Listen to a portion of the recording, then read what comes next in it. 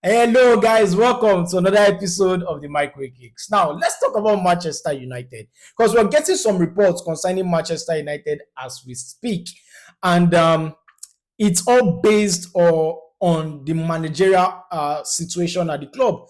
A lot of Manchester United fans, typical Manchester United fans right now, would actually want the club to stick with Michael Carrick based on the job that he has done this season, based on how successful he has been at the club since he joined the club. Now, a typical Manchester United fan is not even thinking about employing any other coach as it stands right now, based on the kind of job Michael Carrick has done at the club. But what's the latest concerning Michael Carrick? And is the ownership of the club thinking the same way as the fans of the club? But let me read what Fabrizio said about this particular situation, then we'll break it down. Now, according to Fabrizio, he said Manchester United and Michael Carrick are set to continue together next season and beyond. Chances increasing for weeks as reported, and everyone at Manchester United feels he should stay. Next, players, management, everyone on the same page. Next step, talks to final stage and new deal. To me, I think this will be the smartest decision for Manchester United. See, Manchester United in the last couple of seasons have had different coaches, that have succeeded Ferguson. And trust me, the most successful of those coaches is Jose Mourinho and Ten Hag, based on the trophies they won, based on where they finished, on the league table. I'm not saying that other coaches did not do well, but compared to Michael Carrick and compared to where Manchester United were as at last season, 15th on the log, to finishing this season 3rd on the log in the space of 5 months. So let's also take this into consideration that it was Ruben Amorim that started this season for Manchester United. The same Ruben Amorim was there last season, right after the sack of Ten Hag and everything. This season, Ruben Amorim started, with Manchester United, and the success rate of Michael Carrick can never be compared to what Ruben Amorim did at the club. There was stability, there was growth, there was some sense of belief for Manchester United fans. If you're watched up to this point, please do well to support this page. Hit the like button, please subscribe, and also share your opinion in the comment section. It will go a long way and it will help this channel grow. So thank you as we get back into the video. Again, Manchester United fans beginning to believe again because they've suffered a lot. They've suffered enough. And what Michael Carrick brought into the club is belief. What Michael Carrick brought into the club is winning feeling. What Michael Carrick brought into the club is winning mentality. And that has actually shown in the results that the club has been able to generate over the years. So it is a smart decision to keep Michael Carrick at the club because this is a guy that understands the club. This is a guy that is a Manchester United fan. This is a guy that has played at the club for years under Ferguson. This is a manager that understands what it means to play for Manchester United, and it has translated that into the players. So now the players have now understood what it takes to play for Manchester United. They now have the winning mentality, the winning feeling, the zeal, and the desire to do well at the club. So now the barest minimum at the club as it stands is not just trying to maybe qualify for Europe in whichever tournament. It has risen to the Champions League place. So if a club as Manchester United can achieve this in 5 months, think of what will happen in the space of 2 years. Think of what will happen in the space of 3 years with this same coach. I'm not saying there are not going to be problems. I'm not saying there are not going to be loss of form at some point, and all of that. But with this coach, they've been some level of growth. Manchester City have been defeated. Arsenal, title contenders, both title contenders have been defeated. One home, one away at this club, in the space of 5 months.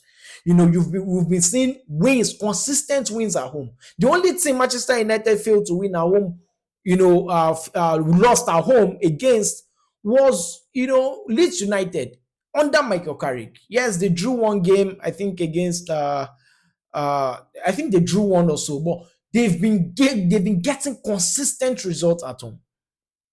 Yes, their away form might not be as good as their home form, but you could see growth. You could see stability. You could see a team that has been transformed. Look at what he has done with Bruno Fernandes. Look at the assist record he's about to break. Look at Mbeumo's form. Look at Sesko. Yes, there are some points that form might drop, form might rise, and all of that. But take a look at Kunya. Take a look at Kobe Mainu. He has transformed these players. He has turned these players into believers. That is what you need from your club. Yes, other clubs might go ahead and bring in experienced coaches at their team. But at the end of the day, no matter the experience you bring to your club, what matters most is the winning result on the pitch. So if the team, no matter how good the coach is, if the team is not getting that winning result at this point, then what is the essence of letting that coach come into the team? So that is what I'm saying, that Michael Carrick is the ideal, candidate, or the ideal man, or the ideal coach to take Manchester United to the next level. There are coaches who have learned on the job. There are coaches who have succeeded while being a manager at a particular club in which a lot of people did not even give them, the levels or the will to. All right. So what I'm trying to say in essence is, Manchester United is at that crossroad at this point. Manchester United, yes, it befits an experienced managers. Well, take a look at what the experienced managers have done over the years. Has it been up to what Michael Carrick has done in the space of 5 months? Absolutely not. So in essence, I think this will be a very good move. Now, what will be the control of Michael Carrick at the club? Would he have the power to sign players? Would he have the power to demand for players? Would he have the power to, put a player that is not performing on the bench that has a big prospect or probably a big price tag? How much of a power will he have at the club? That is the issue. So they need to actually, have this sense of clarity on what Michael Carrick needs to, or the levels at the club in terms of power. Would he be a manager? Would he be a coach? Because there are difference between being a manager at the club and being a coach at the club. Now, the only experience he has coaching, I think, after being a caretaker coach at Manchester United at some point, he coached I think the under-21s or so.